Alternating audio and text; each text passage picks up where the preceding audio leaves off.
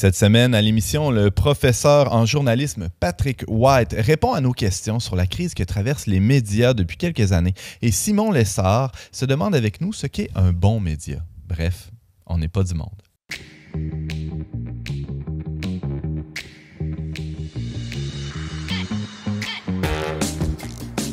Bonjour à tous et bienvenue à votre magazine Foi et Culture. Ici Antoine Malenfant, votre animateur pour cet épisode sur les médias. Et je suis accompagné de Jessie Blouin. Bonjour Jessie. Allô Antoine. Chef de pupitre pour le verbe média, justement. Oui. Chef de pupitre web. Qu'est-ce que tu fais au verbe média, Jessie? Je suis chef de pupitre. Oui, bien sûr. Mais concrètement, ça implique quoi comme travail? J'édite tous les textes qu'on publie directement sur le web. Donc, ça passe par mes mains. Je fais l'édition, petite commande d'illustration et tout ça. Je les mets sur le site aussi, tout prêt pour la diffusion. Choix des titres aussi, choix des... Oui, en collaboration avec mon rédacteur en chef, Antoine Malenfant. Ah, tiens. Oui. Et on a aussi Simon Lessard à l'émission avec nous aujourd'hui. Bonjour Simon. Bonjour Antoine. Les médias, toi, t'en consommes beaucoup? Oui, je pense que je ne suis pas tout seul. Hein? J'ai lu quelques études récemment là-dessus. Et si on ne prend que les médias, disons, numériques, ceux où on passe du temps devant un écran, hein, parce qu'on pourrait dire qu'un magazine papier, même un livre, d'une certaine manière, c'est un média aussi, ou la radio, et ça n'a pas d'écran. Mais si on prend que les médias devant écran, il y a une étude en 2023 internationale qui a pointé le fait que les Canadiens passent quotidiennement 6h18 en moyenne devant un écran. Et ça, c'est une moyenne. Ça veut dire qu'il y en a que c'est plus que ça, évidemment. Et c'est un peu moins que la moyenne mondiale qui est à 6h40 minutes. La moyenne des Américains, eux, est un peu supérieure. Donc, elle est à 7h, environ 7h01 minute. Et qui sont, selon vous, les plus grands consommateurs d'écran au monde?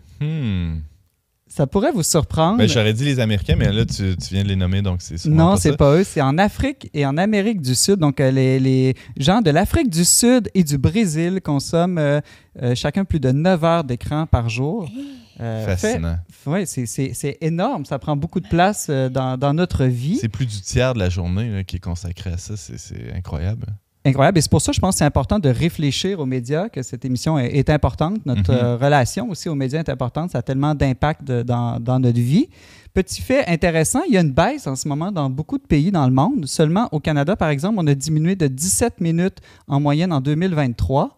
Les chercheurs disent que ça peut être dû en partie à un retour à la normale, entre guillemets, après la pandémie où on avait surconsommé, on pourrait dire, les écrans. Et aussi du fait que de plus en plus la conscience des effets psychologiques néfastes que peut avoir une surconsommation d'écran et que les gens limitent davantage leurs enfants, leurs adolescents ou s'auto-limitent eux-mêmes, parfois même en utilisant des applications qui vont bloquer. Des bloqueurs, à partir de telle heure, par exemple, on ferme tout. Puis, Oui, donc une très petite baisse. Quand même 17 minutes, mais c'est un gain. En tout cas, coupez pas votre consommation de le verbe média. Il faut maintenir ça. S'il faut couper, c'est mieux de couper ailleurs. Ils peuvent nous lire en papier ou nous écouter à la radio ou en podcast. Des bons médias traditionnels, ça c'est le fun. On va avoir l'occasion d'en reparler aussi de toutes ces différences-là entre les médias traditionnels, les médias numériques au cours de l'émission aujourd'hui. On aura de quoi tu vas nous parler plus tard, Simon, dans l'émission, toi? Une question plutôt éthique. Qu'est-ce qu'un bon média? Pour réfléchir à cette question-là, je vais vous proposer une manière plutôt étonnante de se tourner vers certains héritages du christianisme. OK, merci Simon. Et Jessie, au programme, toi? Oui, moi, je vais vous faire découvrir Titus Brandsma. Oui, un Néerlandais qui est presque contemporain parce qu'il est mort pendant la Deuxième Guerre mondiale, qui a été très impliqué au niveau du journalisme et tout ça. Il y a un beau legs, donc je vais vous le faire découvrir. Merci Jessie et Simon aussi. Et notre invité de la semaine, maintenant, il a été rédacteur en chef du défunt Huffington Post Québec et enseigne le journalisme à l'Université du Québec à Montréal. Accueillons le professeur Patrick White.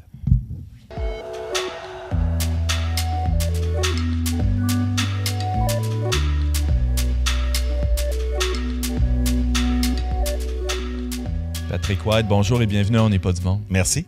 Au cours de votre carrière, vous avez travaillé pour de nombreux médias, CTV News, l'agence Reuters, la presse canadienne aussi, pour ne nommer que ceux-là. Vous enseignez désormais à l'École des médias de l'UQAM.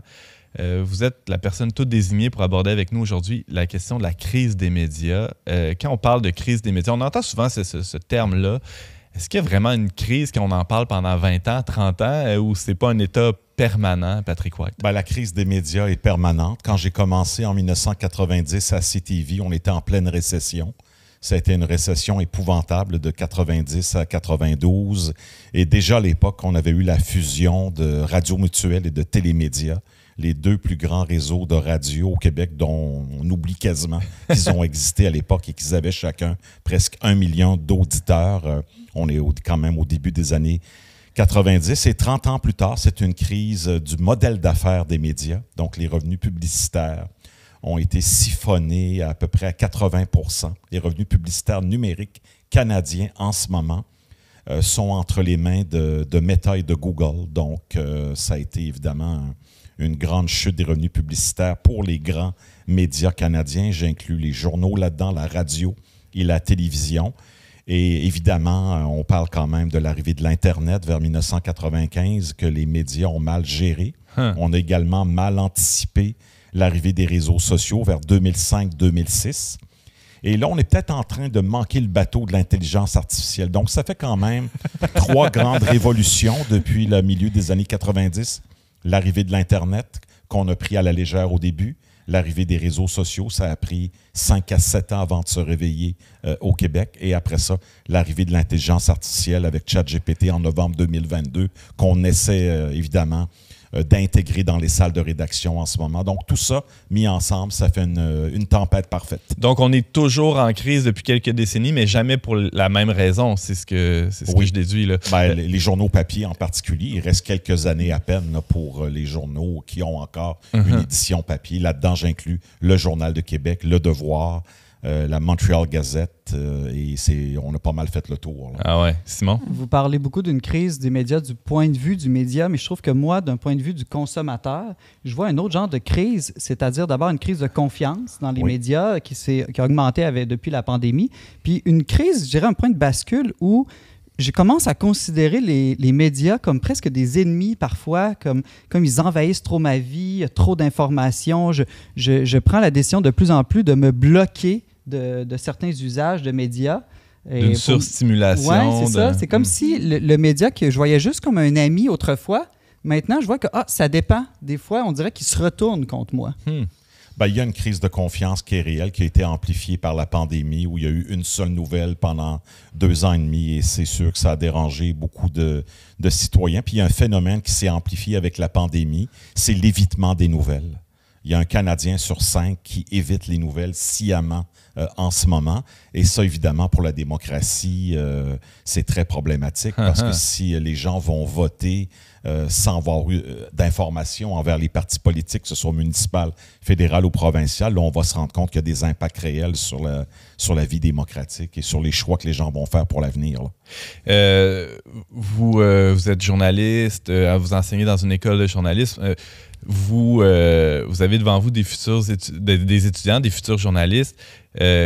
Comment ils réagissent, ces étudiants-là, quand ils apprennent, par exemple, que la population a une confiance assez limitée envers les journalistes? Je voyais un récent sondage de Léger là, qui plaçait en 42e position les journalistes. Comment on peut rebooster ça? Là? On veut changer les choses. On veut aussi couvrir davantage de sujets qui vont intéresser la population et les jeunes qui sont l'avenir, évidemment, de ce bassin-là de consommateurs ou de citoyens qui veulent s'informer. Parce que les gens plus âgés, ils lisent encore le Journal de Québec papier.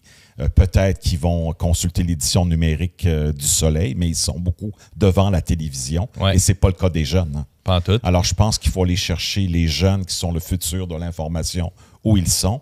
Et ces jeunes apprentis-là, à l'UQAM et dans les autres écoles de journalisme au Québec, ont une passion pour l'information, la vulgarisation, analyser l'information, l'expliquer, peut-être en format vidéo, peut-être en format papier ou en format numérique, mais avec l'explosion des formats aujourd'hui, c'est très, très intéressant pour eux de s'amuser là-dedans et d'apprendre aussi. Je ne sais pas si je suis une vieille âme dans un corps plus ou moins jeune, mais moi, je suis encore abonné au Devoir papier, justement, pour diminuer un peu mon temps d'écran. Je préfère lire les nouvelles sur du papier. Oui, moi aussi, mais on fait partie d'une génération qui, dans quelques années, n'aura plus accès aux journaux papier parce que ça coûte trop cher. Et l'enjeu, en ce moment, c'est qu'il n'y a plus de camelots pour distribuer les journaux. C'est la raison pour laquelle le Journal de Québec n'est plus distribué le dimanche. Et évidemment, comme les journaux ne sont plus des machines à imprimer de l'argent, comme c'était le cas jusque dans les années 2000 avec les annonces classées, avec les publicités, les offres d'emploi, les pages pleines. Il y avait des revenus importants. Tout ça est terminé aujourd'hui. Ben oui.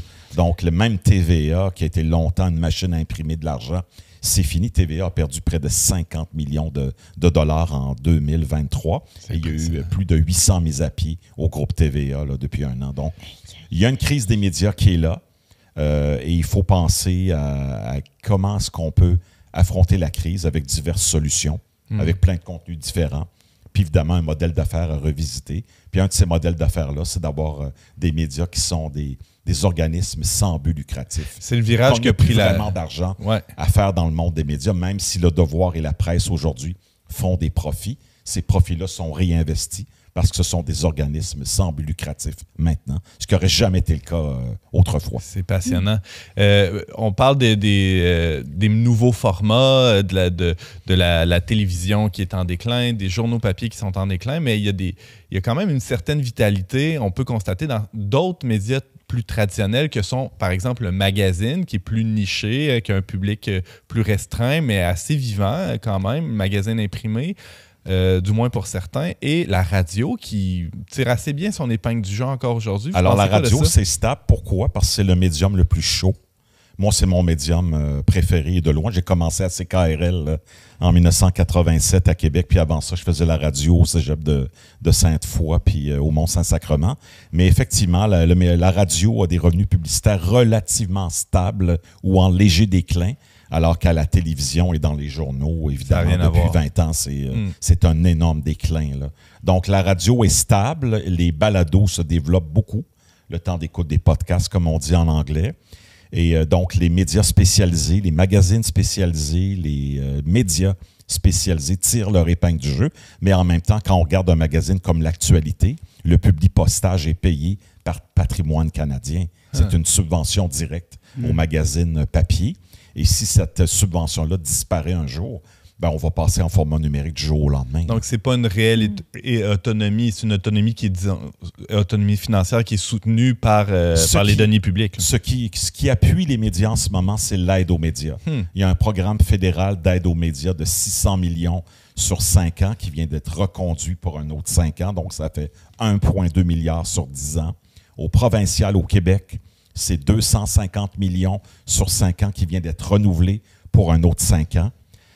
Et les crédits d'impôt combinés du fédéral et du provincial pour les salles de nouvelles reconnues au Canada et au Québec, c'est presque les 2 tiers des salaires des journalistes qui sont couverts maintenant par les organismes journalistiquement reconnus par Revenu Canada, Revenu Québec ou les autres comités là, qui décident qui est un média d'information traditionnel avec un minimum de 2 journalistes et la couverture de la vie démocratique. Donc, ça exclut beaucoup de médias. Mais ça, en ce moment, c'est un pansement là, qui va nous permettre à passer à travers la crise dans les 5 prochaines années. C'est une mesure. C'est pas une solution. Ben c'est ça, c'est une mesure qui est temporaire, du moins, qui peut pas être viable à long terme, parce que on l'a vu un peu pendant la pandémie, est-ce qu'il peut pas avoir une espèce d'entrave ou de risque, du moins, d'entrave à l'autonomie même éditoriale des grands médias quand une partie importante de leurs revenus viennent d'un acteur social comme l'État? Non, parce que les médias n'ont pas de compte à rendre à l'État.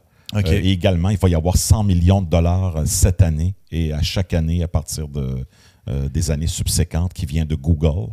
Alors, dans le cas de Radio-Canada, c'est 7 millions de dollars. C'est énorme. Donc, le Journal de Québec, Le Soleil et la plupart des grands médias à Québec vont recevoir de l'argent de Google cette année. Comme des espèces de redevances. C'est des redevances. Oui, c'est 100 millions par année. On espère qu'avec Meta, ça va se régler d'ici la fin de l'année. Le montant demandé à Meta, c'est 62 millions à chaque année. Donc, ça découle de la loi C-18. Ouais.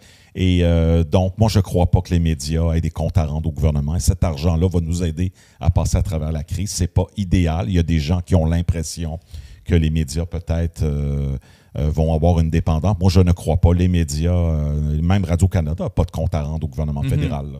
On ne rend pas de compte à M. Trudeau. Là. Tant qu'il n'y a pas d'ingérence dans la salle de nouvelles, tant qu'il n'y a pas de... Il n'y a aucune ingérence. L'enjeu, c'est que M. Poilievre risque d'arriver au pouvoir d'ici 2 ans. Et lui, il a déjà indiqué qu'il voulait fermer CBC et qu'il voulait mettre fin à l'aide aux médias canadiens. Ça va faire très mal si Qu'est-ce qui va ça se matérialise dans les 2 prochaines années. Patrick White, je rappelle que vous êtes professeur à l'École des médias de l'UQAM. On parle de la crise des médias, en tout cas du moins du portrait des médias au Québec présentement. On a parlé de financement. Du point de vue du citoyen, c'est quoi la responsabilité qu'on a pour peut-être dans cette crise-là? Est-ce que c'est seulement la faute des annonceurs qui vont du côté des GAFA de ce monde? C'est quoi le rôle du consommateur de médias, du citoyen? Bien, premièrement, à chaque fois qu'un citoyen achète de la publicité dans les réseaux sociaux, $1 qui est donné à Facebook, c'est $1 de trop parce que c'est ça qui peut contribuer à la fermeture d'un média local ou hyperlocal, ici ou ailleurs au pays. Donc, il faut y penser 2 fois avant de dépenser de l'argent pour faire de la publicité dans les réseaux sociaux. Ceci dit, si on peut faire un don à son média local, s'abonner au Soleil pour $10 par mois, s'abonner au Journal de Québec ou à un autre quotidien, Le Nouvelliste ou Le Devoir pour $10-12 par mois, c'est une bonne chose parce qu'on contribue à sauver ces médias-là qui, évidemment, frappent un mur en ce moment. Donc, le geste citoyen, c'est que si on peut de faire des dons, ça peut être du sociofinancement, ça peut être 90 sous par mois, $1 par mois, faire un don, ou sinon s'abonner à un média local. On parle d'environ 10-12 $ par mois. Je pense que c'est déjà un geste dans la bonne direction, mais malheureusement, 85% des Québécois ne veulent pas payer pour l'information parce qu'ils paient déjà via leurs impôts. Ils paient déjà pour Radio-Canada, ils paient déjà avec leurs impôts le programme d'aide aux médias québécois, le programme d'aide aux médias canadiens, l'initiative de journalisme local qui finance au fédéral des postes de journalistes dans les régions qu'on appelle des déserts de l'information. Là, j'inclus même des régions comme Portneuf, là-dedans, Charlevoix et la Rive-Sud de Québec. Ce sont des déserts en information. Et le fédéral met de l'argent là-dedans. Il y a Patrimoine canadien qui aide aussi. Il y a des programmes du ministère de la Culture, Communication au Québec pour aider les médias. Donc, on a quand même un écosystème pour aider. Ouais. Mais le citoyen, à quelque part, il faut qu'il comprenne que les médias sociaux, ce ne sont pas des médias. Facebook n'aura jamais de journaliste à Québec ou à Rimouski. Et pendant ce temps-là, on a des médias locaux qui, eux, paient des journalistes 100 000 $ par année ou 90 000 $ par année pour couvrir l'actualité locale. Donc, c'est important de continuer à s'abonner aux infolettes des médias et de tenter d'écouter leur contenu sur leur plateforme directement et pas nécessairement à travers les réseaux sociaux. C'est comme pour la biodiversité là, dans la nature. Là, quand il y a une espèce qui s'éteint, c'est tout l'écosystème qui se trouve débalancé. Quand il y a un journal qui ferme, le citoyen se retrouve avec une information plus restreinte, plus limitée, donc moins un point de vue un peu plus étroit sur le monde qui l'entoure. Puis les espèces envahissantes aussi, c'est un problème. Ah oui, c'est vrai.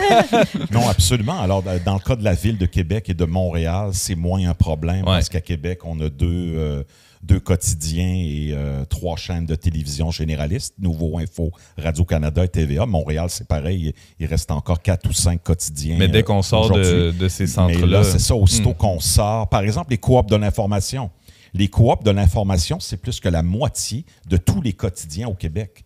Si ces 6 quotidiens-là ferment d'un coup, dans les prochaines années, on a un grave problème de représentation régionale, puis on a un grave problème démocratique, parce que là, on va uniquement avoir Radio-Canada, TVA et Nouveau Info qui vont couvrir les nouvelles locales avec les hebdos locaux qui restent pour ceux qui vont survivre à la crise des médias, parce que les hebdos, anciennement, faisaient partie soit de Québécois ou de Transcontinental Média. C'est vrai. TC Média et Québécois ont délaissé leurs dizaines d'hebdos partout au Québec. Et là, maintenant, ce sont des groupes locaux ou des familles qui tiennent ces médias-là à bout de bras. Donc, on va devoir penser à réinvestir dans les médias communautaires, la radio communautaire, les télés communautaires et soutenir davantage les médias d'information locaux, surtout les hebdomadaires en particulier. Patrick, ou les magazines spécialisés. Ah, tout à fait. Patrick Watt, vous avez abordé un peu plus tôt la question de l'intelligence artificielle. Évidemment, on comprend bien que pour des salles de nouvelles, il y a des gains de productivité importants qui peuvent être faits de ce côté-là. C'est déjà le cas, par exemple, pour la section des sports. Pour certains grands médias, on a investi de ce côté-là. Est-ce qu'il n'y a pas un danger aussi du côté du consommateur, encore une fois, d'entamer encore plus la confiance envers le média si on a, disons, si ça se fait de manière plus ou moins claire ou transparente, ce virage-là vers l'intelligence artificielle? Il faut que ce soit transparent et ça l'est déjà. Quand un article est écrit par un programme d'intelligence artificielle, c'est toujours écrit au début ou à la fin du texte dans les médias québécois. J'aime mieux quand c'est écrit au début qu'à la fin. Ouais. En ce moment, c'est indiqué. On pense que l'intelligence artificielle ne peut pas faire plus que 15% du travail d'un journaliste en ce moment. Les tâches que l'IA peut faire, ce sont des tâches extrêmement plates et répétitives, comme les scores de sport, les résultats sportifs, la bourse, les résultats trimestriels à tous les 3 mois, la bourse, la météo, et évidemment les transcriptions d'entrevues. La transcription de l'entrevue d'aujourd'hui, 57 minutes, l'IA peut le faire en 10 minutes. À la main, c'est peut-être 3, 4, 5 heures. Facilement. Donc, il y a des gains de productivité. Et ça, l'idée, c'est de mettre l'accent sur la valeur ajoutée des contenus produits par tous les journalistes. Donc, plus d'entrevues, plus de terrain, plus d'analyse, moins d'opinion, si c'est possible, ce que je souhaiterais au Québec.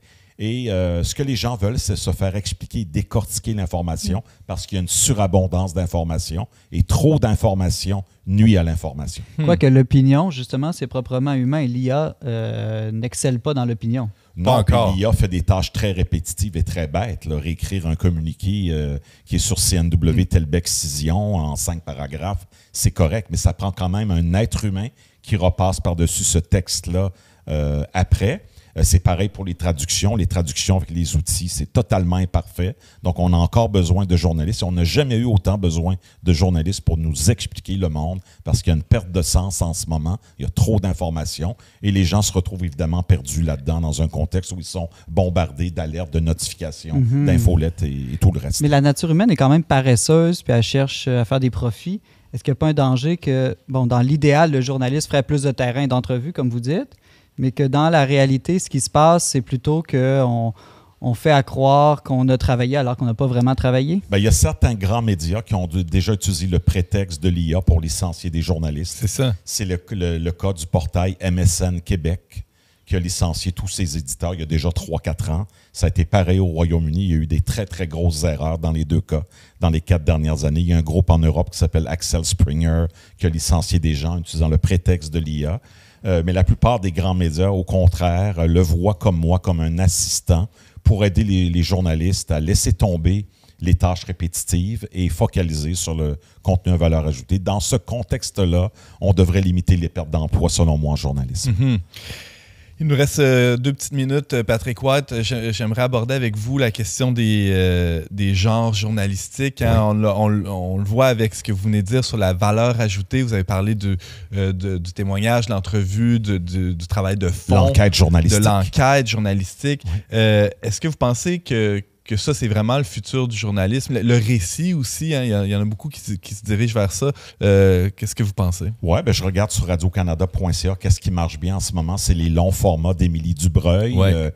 Mes étudiantes à l'UQAM adorent les vidéos de RAD qui sont très longs et très explicatifs. Là, on parle quand même de faire un pas de recul pour comprendre l'actualité. Et je pense que les gens sont débordés aujourd'hui. Il y a trop d'informations. Ils veulent quand même un journaliste qui va leur faire un résumé des grandes actualités du jour, expliquer des sujets complexes. Hein?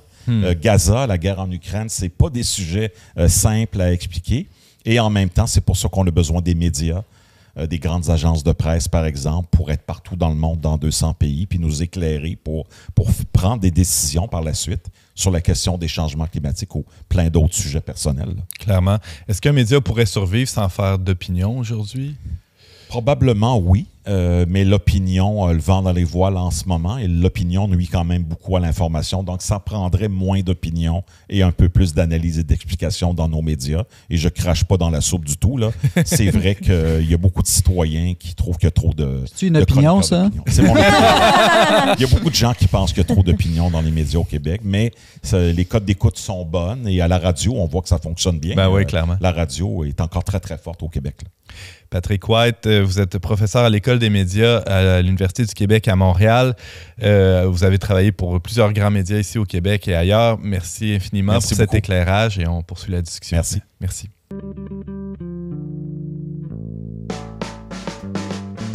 On n'est pas du monde est une émission produite par l'équipe du magazine Le Verbe. Pour vous abonner gratuitement et recevoir 8 numéros par année, visitez leverbe.com/abonnement. Jessie Blouin, chef de pupitre web pour le Verbe Média. Tu voulais nous présenter aujourd'hui une figure héroïque que tout journaliste, qu'il soit croyant ou non, devrait connaître. Oui. Comment il s'appelle? Titus Brandsma. C'est un drôle de nom, il vient d'où? Ça sonne romain un peu, hein? Oui, d'où? Je me dis, il faut déjà réussir à prononcer son nom. Ouais. Donc, mais lui, il est néerlandais, donc Pays-Bas. Donc, c'est un carme qui a été béatifié en 1985 par notre bien-aimé Jean-Paul II. Un carme, c'est un religieux un religieux, une sorte de moine. Oui, exactement. Carmélite. Donc, alors, il a été béatifié il n'y a pas si longtemps, en 85. Il a vécu quand exactement, Titus? Appelons-le Titus. On va l'appeler Titus. Il est décédé, il est né en 1881, pardon, et décédé en 1942. Donc, relativement contemporain. Et pourquoi tu nous en parles aujourd'hui? Son histoire est très intéressante et surtout pour les médias parce qu'il a étudié en journalisme. Donc, il était journaliste lui-même. Il a été rédacteur en chef aussi pour certains journaux locaux.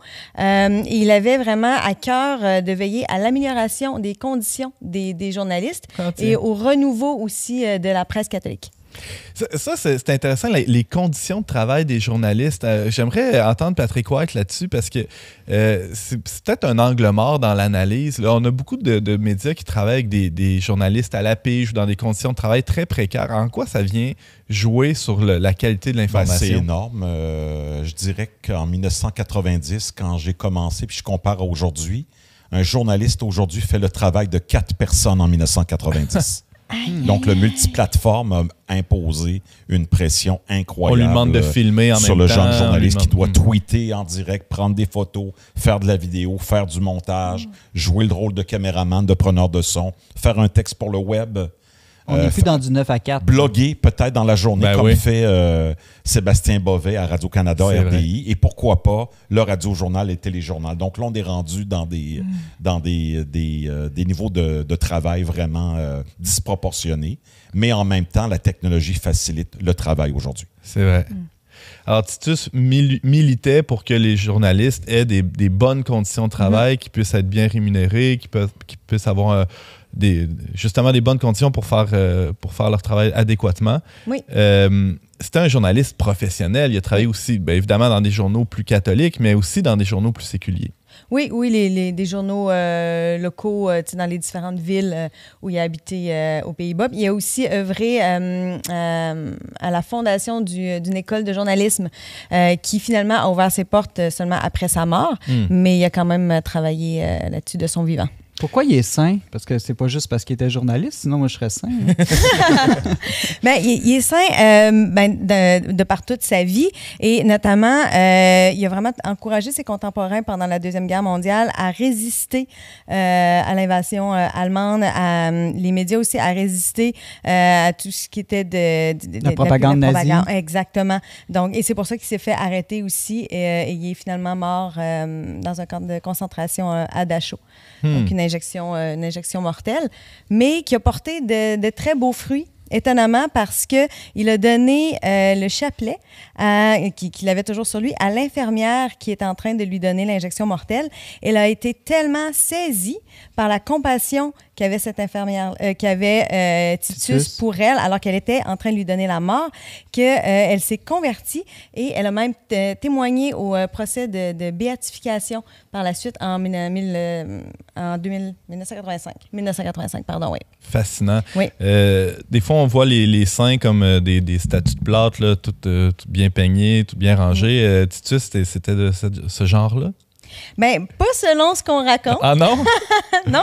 Bien, c'est pas très répandu, justement, parce qu'on aime bien mettre les saints sur un piédestal, mais il était connu... un journaliste, j'imagine qu'il devait fumer pas mal puis boire du scotch. Bien, le scotch, je le sais pas, mais il était connu pour être un grand fumeur. Et d'ailleurs, c'est vraiment intéressant parce que le saint patron reconnu des journalistes et des écrivains, c'est saint François de Sales. Ouais. Et lorsqu'il était dans les camps de concentration, tout son matériel de fumeur lui a été confisqué le jour de la Saint-François de Sales. Et ça, on le sait parce que ça vient d'une lettre de ses correspondances qu'il a écrit. Et dans cette correspondance-là, il dit « Heureusement, je me suis rappelé le doux François de Sales, car sinon, j'aurais pu dire quelque chose de pas gentil du tout. » À sa canonisation en 2022, donc il a été béatifié en 85, une vingtaine d'années plus tard, il a été canonisé, donc reconnu saint par l'Église catholique. Il y a même eu des journalistes qui ont demandé à ce qu'il devienne co-patron des journalistes. Oui, une soixantaine de journalistes ont signé ensemble une lettre demandant à ce que Titus Brandsma soit co-patron des journalistes. Ça a porté fruit, on ne sait pas encore si ça a débouché sur un saut officiel. Un dernier mot sur Titus Brandsma, Jessie? Bien, pour les amateurs de fleurs, sachez que c'est grâce à lui que la tradition des belles tulipes pascales sur le parvis de la basilique Saint-Pierre, c'est à lui qu'on la doit, parce que ça a commencé à sa béatification en 1885. La Hollande a envoyé un paquet de fleurs. Exactement, et depuis, ça continue. Donc, depuis 1985, on a un beau parvis à la basilique Saint-Pierre grâce à Titus. Donc, on peut dire que c'est un modèle d'intégrité, de respect des valeurs chrétiennes, mais des valeurs du journalisme aussi. Il y avait une certaine déontologie. Il a veillé à ce que ces journaux ne deviennent pas des outils de propagande du nazisme. C'est quand même... Ça prend du courage pour faire ça, Jessie. Oui, puis ce que je trouve beau, c'est qu'il est reconnu à la fois du côté des catholiques, mais aussi du côté séculier. Parce que justement, cette tradition des fleurs, c'est pas des catholiques qui se cotisent pour les envoyer. C'est les entreprises des Pays-Bas qui le font. Fait que je pense que même aux Pays-Bas, c'est une figure très qui est respecté. reconnue de résistance, mais aussi d'intégrité, de droiture, qui a combattu pour le bon combat, là.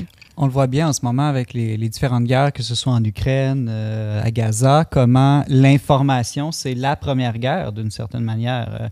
On veut manipuler l'information, manipuler les faits. Il y a une guerre de l'information dans toute guerre. D'ailleurs, je lisais que dans les journaux où Titus travaillait, il avait encouragé les gens à résister à ce que, qu'il y a de la publicité, de la propagande, mais aussi résister à ce que les nazis contrôle ou censure les articles qu'il produisait. Donc, il voulait absolument... Il disait à ses collègues, résister à ça, c'est important, parce qu'à partir du moment où on fait des compromis sur la vérité, on est foutu. Oui.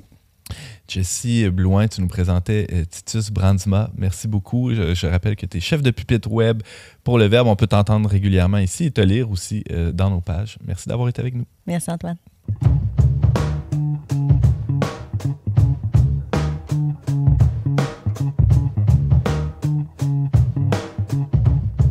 Simon Lessard, bonjour et bienvenue On n'est pas du monde. Bonjour Antoine. Simon, on parle des médias aujourd'hui. Peut-être une question fondamentale qu'on peut se poser, c'est qu'est-ce qu'un bon média? Qu'est-ce qu'un bon média? Oui, c'est une très bonne question aussi. Mais avant de se demander qu'est-ce qu'un bon média, qu'est-ce qu'un média? On pourrait dire qu'un média, au sens le plus courant là, du langage usuel, c'est tout simplement un moyen de transmission et de diffusion de l'information. Par contre, étymologiquement, le mot « média » vient du latin « medium », qui n'est pas une liseuse de bonne aventure, qui est tout simplement un intermédiaire ou un milieu. Et là, on peut se demander, un média, c'est un milieu entre quoi et quoi, hein? Entre deux choses. On peut dire entre un émetteur, un récepteur. Bon, c'est des mots plus abstraits. On pourrait dire entre quelqu'un qui a quelque chose à dire puis quelqu'un qui veut bien l'entendre. Et ça nous dit d'abord qu'un bon média, ça ne renvoie pas principalement à lui-même, hein, puisque c'est un intermédiaire. Un bon média est toujours au service de ceux qu'il met en relation, des personnes en bout de ligne. Simon, dis pas trop de niaiseries à date, M. White? Non, évidemment pas. Et c'est sûr que les médias se sont transformés parce qu'on a les réseaux sociaux qui sont court-circuités qui court-circuitent les médias depuis 2005-2006. Et on a plein de nouvelles formes de communication en direct avec la vidéo sur TikTok, sur Snapchat et plein d'autres plateformes auxquelles on ne pense même pas aujourd'hui. Donc, les médias sont en transformation, mais effectivement, ça prend un message, un émetteur puis un récepteur. Là, on a tout étudié ça à l'université. Les modèles sociologiques des années 70. C'est ça. Puis avec les réseaux sociaux, l'individu devient son auto-éditeur. Là, il devient un propre média. Un producteur lui-même. Un lui-même. influenceur qui n'est pas un média. Parce que le média, lui, en général... il a un code déontologique, il y a des règles à respecter, on doit faire la vérification des faits, on n'a pas le droit d'identifier les mineurs, on n'a pas le droit au Québec de rapporter les détails d'un divorce. même s'il y a eu une décision de la Cour, il y a des procès où on a des ordonnances de non-publication. C'est pour ça qu'il y a des avocats dans toutes les salles de nouvelles pour les reportages d'enquête, en particulier, comme les émissions enquête ou la facture au JE, parce qu'effectivement, il y a plein d'enjeux légaux, éthiques et déontologiques à respecter lorsqu'on fait du journalisme. Simon, on parle de mettre en relation là, un émetteur, un récepteur, tout ça, tu l'expliques très bien. L'enjeu de la communication est au cœur des médias, donc, et dans la communication, il y a la mise en commun aussi. Non? Exactement, on oublie que l'étymologie de communication, c'est mettre en commun des biens. Donc, c'est vraiment au service du bien commun. Ces biens-là sont généralement des biens immatériels. C'est plus abstrait, hein, mais c'est de l'information, du savoir, des connaissances. Donc, un bon média aussi est toujours au service du bien commun et non à son propre service. Encore une fois, il ne doit pas renvoyer à lui-même. On appelle ça l'intérêt public. Ah ouais, c'est ça. Et c'est une question que tout bon journaliste devrait se poser. Est-ce que ce que je suis en train de faire là sert l'intérêt public? C'est bien ça? L'intérêt public et non les intérêts du public qui seraient la voix, puis Big Brother célébrité. Là. Donc, c'est le média qui doit dire est-ce que je parle d'un truc d'intérêt public, c'est-à-dire un procès qui va avoir une jurisprudence, par exemple, sur la gestation de fœtus par autrui, ou est-ce que je parle de ce qui intéresse les gens, c'est-à-dire les trending topics sur Twitter, Facebook, puis TikTok étant devenu un moteur de recherche aujourd'hui. Ça, c'est très inquiétant, évidemment. Simon, tu viens de bien définir ce qu'est un média. Maintenant, si on va plus avant vers ce qu'est un bon média, tu prendrais quel chemin? Alors, je propose un chemin plutôt inusité, étonnant, d'aller dans la Bible. En fait, le mot « média » se retrouve dans la Bible. Pas tout à fait « média », en fait, « médiateur », qui est quand même un mot lié. Donc, ça se retrouve 6 fois dans le Nouveau Testament et c'est pour parler de Jésus-Christ. Donc, saint Paul, par exemple, va dire « il n'y a qu'un seul médiateur entre Dieu et les hommes, un homme, le Christ Jésus ». Et on peut dire que Jésus est un média, on joue un peu sur les mots ici, dans le sens que lui, sa mission, c'est de mettre en relation les hommes et Dieu. Il est cet intermédiaire, ce milieu entre le monde, disons, invisible, les réalités célestes, et le monde humain plus terrestre. Et donc, je pense qu'en faisant un petit détour théologique, on peut réfléchir qu'est-ce qu'un bon média en regardant le médiateur par excellence. En quoi Jésus est un bon médiateur, Simon? Bon, d'abord, un bon médiateur, c'est quelqu'un qui partage quelque chose des deux parties. Hein? Okay. Donc, Jésus, lui, il est, selon la théologie chrétienne traditionnelle, il est non seulement un homme, mais il est aussi Dieu. Et donc, c'est pour ça qu'il peut bien mettre en relation, disons, les deux gangs, la gang de Dieu et la gang des hommes, parce que dans sa nature même, il a quelque chose des deux. Et comment ça s'applique, ça, à un média aujourd'hui? Bon, c'est là que mon petit twist va être intéressant. Ouais, j'espère. Tu m'intrigues. C'est que je pense qu'un enjeu aujourd'hui, c'est que les médias sont de plus en plus internationaux, de moins en moins locaux. Et ça fait que le média et les journalistes aussi, lorsqu'ils en ont, ils sont moins liés, je dirais, à ceux qui veulent mettre en relation. Un exemple? Un exemple, bien, si un média ou un journaliste est basé à Toronto ou à Montréal, ça se peut qu'ils ne comprennent pas les enjeux qui se passent en ce moment en Acadie ou à Saint-Clinclin-du-Lac. Il peut être déconnecté. Ou encore, Google, Facebook ou d'autres des grandes chaînes CNN, par exemple, s'ils doivent parler d'enjeux au Québec, eh bien, ils ne parlent pas notre langue, ils ne connaissent pas notre culture. Et donc, comment ils peuvent bien transmettre, traduire, expliquer de l'information? Comment aussi, même dans leurs intérêts, est-ce qu'ils peuvent vouloir défendre la langue française ou la culture québécoise? La proximité est la clé là-dedans. Oui, exactement, la proximité. Et puis, Jésus-Christ, dans la théologie catholique, c'est Dieu avec nous. Donc, Dieu qui se fait très, très, très proche. Et pas simplement un médiateur au sens neutre, là, un peu comme c'est un problème de couple dans ton mariage, puis tu fais appel à la médiation, on va choisir quelqu'un de neutre. Non, il n'est pas neutre, lui. Il veut le bien des deux parties. Il veut non pas le bien seulement d'un des deux côtés, mais le bien commun aux deux. Traditionnellement, au Québec, il y a eu des grands médias qui ont été associés à des courants politiques ou même des partis politiques. Hein. On a un prof d'histoire des médias. Il y a eu de ça au Québec et il y a encore un peu de ça. Le journal Le Soleil a longtemps été l'organe du Parti libéral du Canada. Le journal Le Jour a été fondé par le Parti québécois dans les années 70. Le Devoir a été longtemps un journal nationaliste canadien-français. Et il y a plein d'exemples. Par exemple, certains journaux là, qui travaillaient pour faire la promotion du fédéralisme au Québec. Donc, effectivement, c'est une réalité, comme le Toronto Star à Toronto, qui a toujours été proche du Parti libéral du Canada, et le National Post, qui est beaucoup plus proche du Parti conservateur. Donc, il y a des alliances comme ça qu'on connaît depuis donc, des plus de 150 ans. Politiques assez même avouées, assumées là, dans la ligne éditoriale, dans les pages éditoriales en tout cas.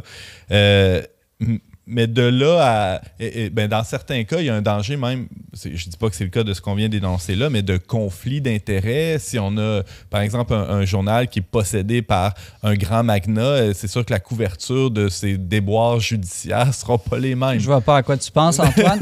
Mais oui, puis encore là, regarder Jésus-Christ, ça peut paraître étonnant, mais ça peut nous éclairer sur ce qu'est un bon média. 2 des vertus principales ou les plus importantes de Jésus, c'était l'humilité et la charité.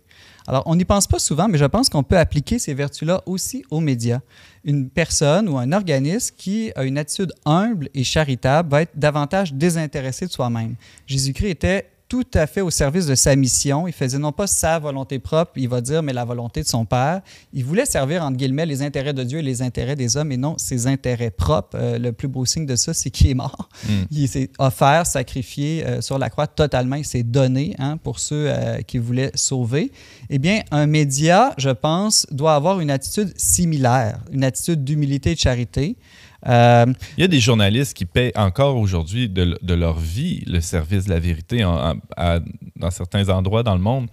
Ça existe. Il y a des journalistes qui paient très cher. Plus d'une centaine à chaque année sont assassinés, surtout dans des zones de guerre, oui, effectivement. C'est pas rien. Oui, et ça, je dirais, c'est l'éthique des prophètes qui peut s'appliquer aussi aux médias. Quand tu es vraiment au service de la vérité, que tu ne construis pas des faits, que tu ne cherches pas à plaire, mais que vraiment tu rapportes ce que tu vois, ce que tu entends, tu prends le risque de déplaire, en fait. Ça se peut que tu aies à citer une étude scientifique qui ne va pas dans le sens de ce que tout le monde dit. Et puis là, tu peux vraiment te faire attaquer. Et donc, un bon journaliste, je pense, un bon média, doit être prêt à prendre parfois des coups, parfois même de la persécution.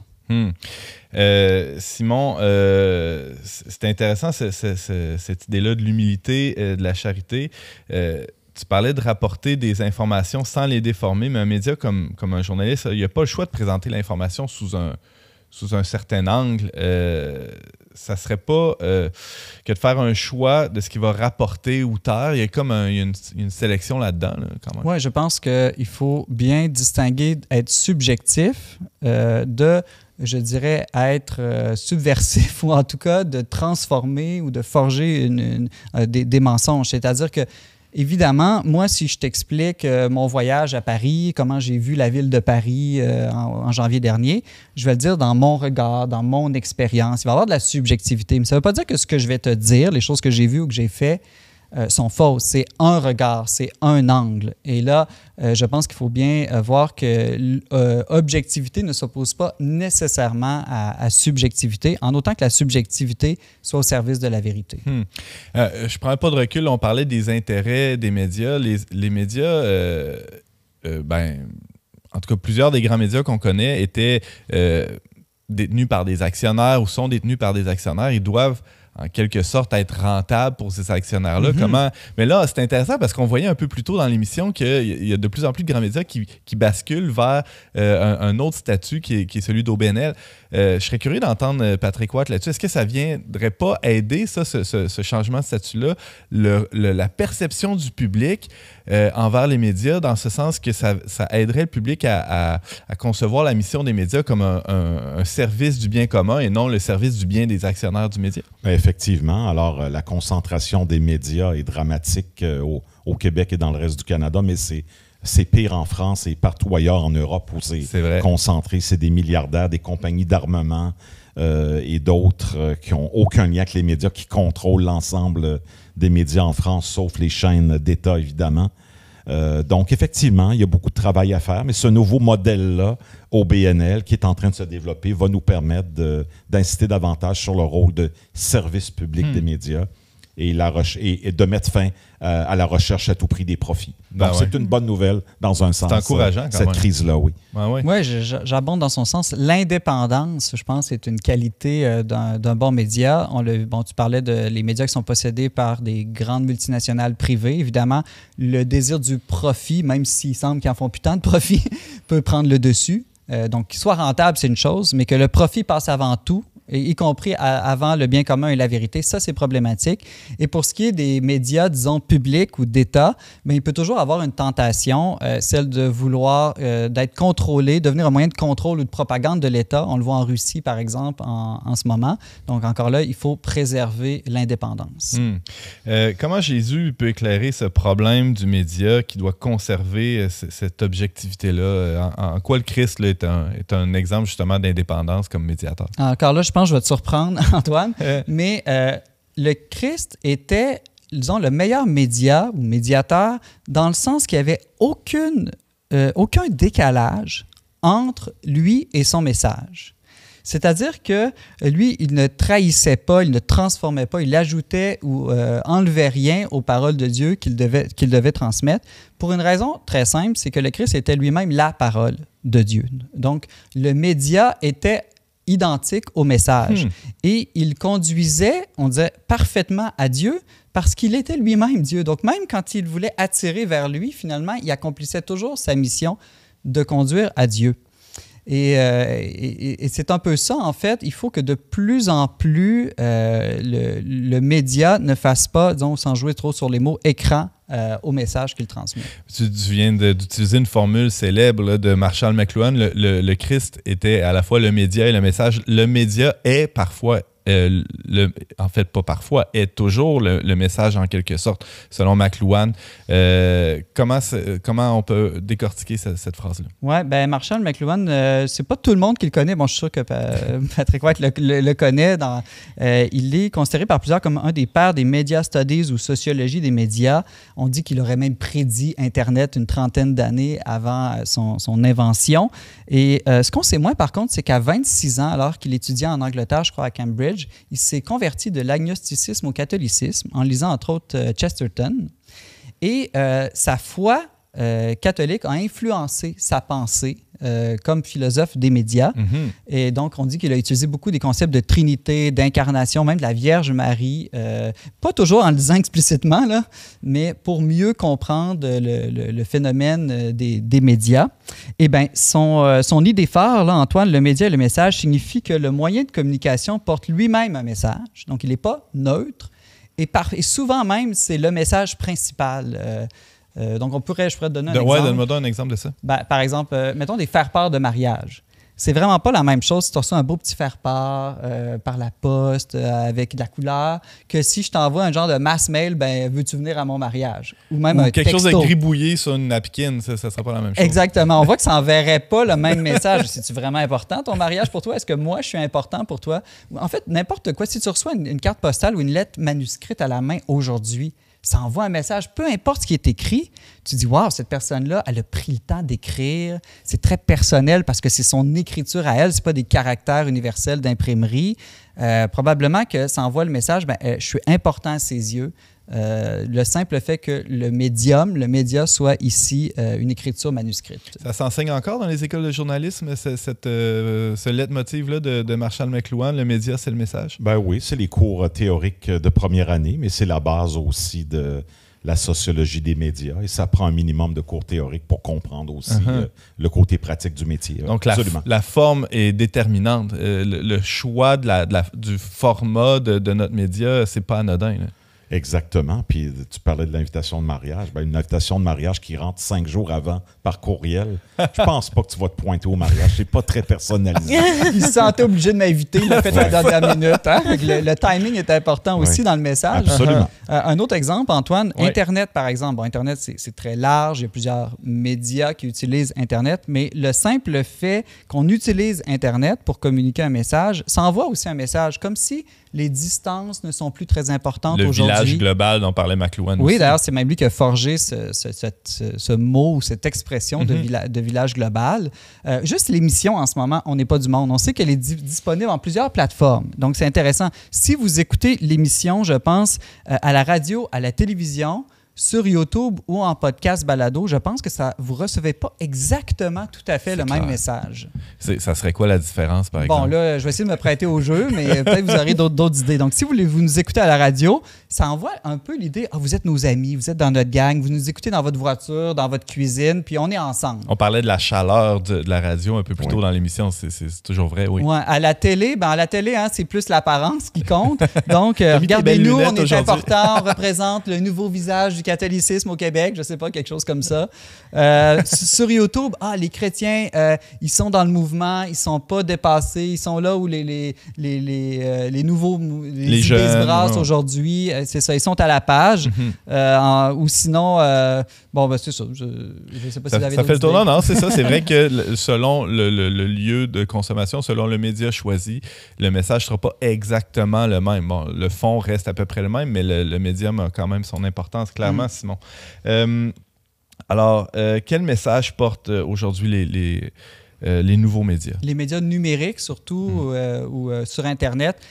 Plusieurs messages, mais en y réfléchissant, je me disais, il y a un message démocratique quand même. C'est-à-dire que pour la première fois de l'histoire de l'humanité, tout le monde, ou presque en tout cas, qui a accès à Internet, peut publier.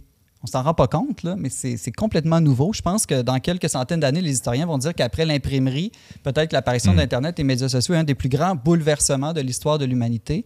Et le fait que tout le monde puisse publier gratuitement dans le monde entier et même de manière illimitée, ça envoie le message aussi qu'on est tous égaux, d'une certaine manière. Par contre, ça peut envoyer un message un peu négatif de relativisme aussi. Ouais. Toutes les opinions se valent, il n'y a plus d'experts, la parole de chacun sur n'importe quoi mérite d'être publiée. Autrefois, ça ne fonctionnait pas comme ça. Pour être publié, il fallait que tu aies quelque chose à dire qu'on jugeait supérieur à une simple opinion banale. Une dernière question, Simon, peut-être, là, c'est probablement lié à ce que tu viens de dire. Pourquoi on reste sur notre faim, là? Justement, on a accès au monde entier, on consulte des contenus infinis. Pourtant, on en veut plus. On reste avec cette espèce d'arrière-goût dans la bouche, là, presque. Oui, c'est une bonne question, Antoine. Je pense que c'est qu'à la différence de Jésus-Christ, les médias ne sont pas Dieu, justement. C'est-à-dire que dans la nature humaine, on porte tous en nous-mêmes, je pense, une soif d'absolu. Et puis, on confond, je pense, absolu et illimité. Donc, ce que les nouveaux médias nous offrent, c'est de l'illimité. Donc, une quantité infinie, mais de savoir ou d'informations, chacune est très limitée. Et au fond de nous, ce qu'on cherche, ce n'est pas de la connaissance illimitée, c'est de la connaissance de l'absolu. On cherche la connaissance de ce qui serait non pas infini en quantité, mais infini en bonté, en beauté, en vérité. Et ça, je pense que les médias ne pourront jamais nous satisfaire. Je pense que c'est plus le médiateur, justement, qui pourrait nous satisfaire. Et encore là, ne pourront peut-être jamais nous satisfaire complètement, mais les contenus qui tendent le plus à satisfaire cette soif d'absolu qu'on a, c'est les contenus, on parlait des contenus lents, des contenus longs, où on rentre en profondeur dans l'analyse, où on s'approche le plus peut-être de la vérité dans toute sa complexité. Oui, ou les contenus, je dirais, qui nous mettent le plus en relation personnelle, des récits, des histoires qui nous font connaître des personnes, parce qu'après tout, une personne humaine, c'est probablement la chose sur Terre la plus riche, celle qui peut le plus nous rendre heureux, la relation personnelle avec d'autres. Alors, quand les médias sont au service de ces relations-là entre les hommes et les femmes, c'est peut-être là où ils sont le plus dans leur mission fondamentale. Oui, je pense qu'un bon critère ou une bonne mesure d'un bon média, là, pour revenir à la question d'origine, c'est la convivialité, dirait Illich, un autre penseur, c'est-à-dire jusqu'à quel point ça sert ou dessert nos relations humaines. Passionnant, Simon Lessard. Je rappelle que tu es chroniqueur pour le Verbe Média. Tu animes aussi une émission de revue d'actualité qui s'appelle Les Verbomoteurs, qu'on peut retrouver sur les ondes radio de Radio-VM, Radio Galilée, et aussi, évidemment, sur notre chaîne YouTube, Le Verbe Média. Merci infiniment, Simon Lessard. Ça fait plaisir, Antoine. Vous avez un commentaire, une suggestion ou une question pour l'équipe d'On n'est pas du monde? Contactez-nous via les pages Facebook et YouTube du Verbe Média ou écrivez-nous directement à onpdm@verbe.com. C'est déjà tout pour cet épisode, mais avant de se quitter, les suggestions culturelles de Simon. Alors, de Simon. Simon, salut Simon. Allô. Alors, j'en ai 3 en rafale. Ceux qui veulent approfondir la pensée de Marshall McLuhan, le philosophe canadien dont j'ai parlé plus tôt dans l'émission, peuvent lire un de ses livres, disons, fondamentaux, qui est « Pour comprendre les médias ». Ça a été republié aux éditions Point en 2016. Donc là, vraiment, ça, c'est pour ceux qui veulent, qui ont une petite fibre philo. Là, c'est une réflexion théorique là, sur l'univers des médias. Ceux qui voudraient plutôt une introduction de base à sa pensée, un de nos collaborateurs du Verbe, Patrick Ducharme, a écrit un article qui s'appelle « McLuhan, l'homme qui avait un message pour l'avenir ». Donc, on pourra mettre en lien sur les réseaux sociaux son article. Je trouve que c'est une excellente introduction à la personne, à sa vie et à sa pensée. Génial. Et une dernière suggestion? Pour ceux qui aimeraient plus approfondir l'idée de journalisme éthique ou même journalisme chrétien, il y a quelques années, le magazine Le Verbe a sorti un numéro spécial précisément sur cette question-là. Et bon, le format papier est malheureusement épuisé, mais on peut le consulter de manière numérique sur notre site web, le-verbe.com. Alors évidemment, puisque c'est numérique, ça n'enverra pas tout à fait le même message, mais je pense que ça vaut la peine encore. Et moi, je me permets aussi une suggestion rapidement. La revue 21, qui est une revue de grands reportages, grand format, des reportages d'une quinzaine, vingtaine de pages parfois. C'est un vieux numéro, mais c'est encore publié aujourd'hui. Ça sort tous les 3 mois. C'est publié en France, mais distribué ici au Québec dans les librairies. C'est quand même étonnant. C'est un gros objet, là, ça fait 200 pages. Ça donne un regard sur le monde d'aujourd'hui tout à fait particulier. J'invite ceux qui sont intéressés par le journalisme, le grand journalisme, à aller voir du côté de la revue 21 pour 21e siècle, évidemment. Et c'est déjà tout pour cette semaine. Je remercie infiniment le professeur Patrick Watt d'avoir été avec nous. C'était une grande joie de vous accueillir sur notre plateau. Merci beaucoup. Jessie Blouin, merci d'avoir été là aussi. Et merci Simon. Et merci à Barthélémy Rieux, Marianne Martin et Marie-La Liberté à la technique. Et merci à vous aussi d'avoir été parmi nous cette semaine. Je vous invite à partager allègrement ces contenus sur vos réseaux sociaux et pourquoi pas aussi faire du bouche à oreille, hein, du bon vieux bouche à oreille. C'est toujours C'est bien. la meilleure pub. C'est la meilleure pub. Merci infiniment. On se retrouve la semaine prochaine pour un autre épisode d'On n'est pas du monde.